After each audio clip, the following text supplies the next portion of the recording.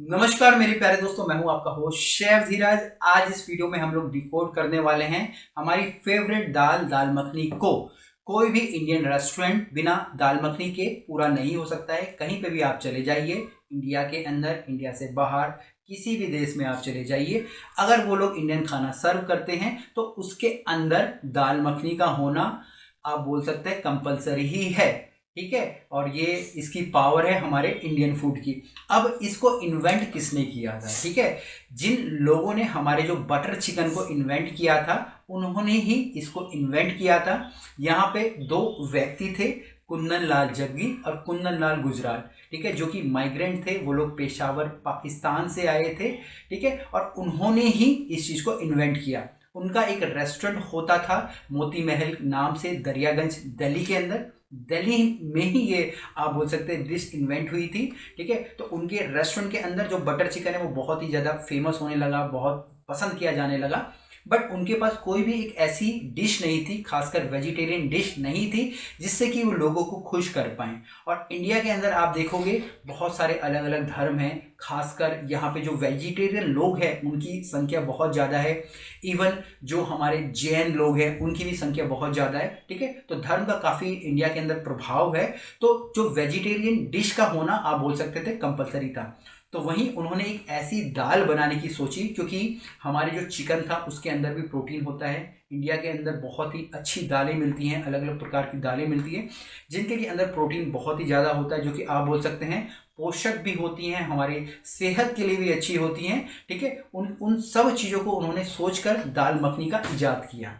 दाल मखनी के अंदर जो उन्होंने यूज़ किया, उन्होंने उड़द की दाल यूज़ करी, जिसको कि माँ की दाल या महा की दाल भी बोला जाता है। ठीक है, अगर आप ट्रेडिशनली देखेंगे दाल मखनी के अंदर किसी भी प्रकार का अनियन यूज़ नहीं किया जाता था। बट इस समय हम लोग मॉडर्न इंडियन कुजीन की बात करते हैं। ठीक है, तो अलग अलग प्रकार की आपको रेसिपी मिल जाएंगी। बट ट्रेडिशनली होता क्या था, उड़द की दाल और राजमा के साथ हमारी दाल मखनी को बनाया जाता था। यहाँ पे दाल होती थी और भी अलग प्रकार की दालें यूज़ की जाती। साथ में जो मखनी है, मखनी को हम लोग जो डिनोट करते थे मक्खन या क्रीम से करते थे।